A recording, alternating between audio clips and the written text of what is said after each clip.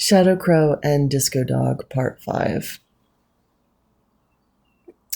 I was standing there as the woman was walking and the dog was walking off, and I was just in awe. There's that moment where you want to cry, but you can't because you're just like so happy. So you're like in this moment of you're just like weeping on the inside and so joyful on the outside. And so it's this it was almost like I was vibrating with joy and wonder and awe at what had just happened. Completely healed, and I'm actually just stretching my ankles and I'm fine. I walked the rest of the way home fine. And as I walked home, I walked past an oak tree, and one of the oak trees that I love in this park near my house. And I I went over to the oak tree and I put my arms around the oak tree and I felt the love of Father Oak and the love of the strength and the budding, the power that the oak tree has right now, burgeoning and budding into spring.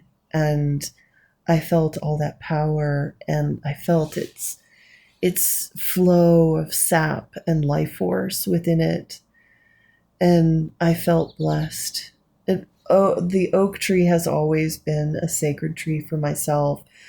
Whenever I normally like set up my altar or do spells, it's with like oak wood, and um, so I've always had like acorns on my altar, and it's just always been this very powerful elemental teacher. And so standing there hugging this oak tree and thanking the oak for helping me heal this wound from my ancestors, my ancestral fathers who gave up connection to their own land, to their spirit, their plant, animal, and spirit allies, gave up connection to their own ancestors. They dissociated from everything that they were. They betrayed their families. They hurt their families. They hurt their wives, their partners. They hurt their children. They hurt their own bodies. And I felt it. I felt all of that pain in my ancestral lineage. And Father Oak just held me and transmuted that energy and said that it's going to be okay. Like, we got you. We got you, girl. And I stood there for what seemed like ages in the darkness with my arms wrapped around an oak tree, feeling Father Oak just rebalance me and guide me back to rightness of being, and to reassure me that everything that I have done in the past 15 years is just to heal my soul. I've been on a journey of healing my soul because I've gotten enough of my past life memories back. I know what it was like to live in Stone Age Germany. I remember being in the indigenous tribes of the Teutonic regions, the Germanic tribes. And I remember being in a Celt. I remember being a witch, a shaman, a druidess, a, a connector to a woman who connected, a hexen connected to the ancestral spirits, to the giants, to the dwarves, to the trees. And I remember they were my allies, my friends, my family. And I saw my culture systematically invaded by people who worshiped their minds over their body. They worshiped thought forms. They betrayed each other. They hurt one another. They stole. They pillaged. They plundered. They committed violence against each other. They broke the land. They destroyed mountains.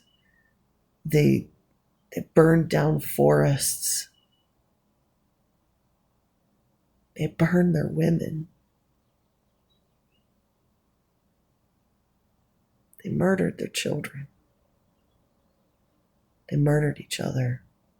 They fought war after war, conquest after conquest, all in the name of progress. And meanwhile, all sense of love and connection to nature was lost.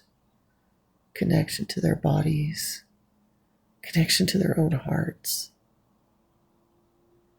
connection to the ancestors. From hundreds of thousands of years, humanity has been shaman. That was shamanism, the worship of the body, of the elemental forms, of the animals, plants, the rivers, the sky, the moon, the stars. That was the religion of humanity. It's only been 5,000 years of what we think of as religion, but it is the worship of the thought forms within the mind. And we have opened up doorways to chaos and torture and devastation. And the world is finally showing the scars and the signs of our madness. The madness that we have inflicted on each other, and the madness that we are inflicting on our own bodies now. We pollute our environment, we pollute our bodies, we disconnect, and we no longer hear the spirits and the ancestors in our bones. We no longer hear the spirits in nature. But last night, Shadow Crow and Disco Dog and Father Oak, they taught me that none of that is lost. That all of my old ancient guides are there, and they can help me heal my body. They can help me reclaim what was lost, not only in my physical body and the damage that I have had through all of the emotional heartbreak and torture in my life, but also the damage in my ancestral lineage can be healed by a simple willingness to receive the wisdom and the energies from the teachers that come to me from the forest. They're all around us. The crystals that you are drawn to, the sticks that you pick up, the leaves that fall in your hair, the stickers and the burrs that cling to your pant legs as you go into the forest, the ticks, the insects. All of them are teachers. They are trying to teach us, just like Shadow Crow and Disco Dog. Listen. Listen, young one. There is much to heal and much to learn. You've been on a dark, dark journey. For thousands of years, you have lost your connection with the elemental world, but it is still there. It calls to you. It waits.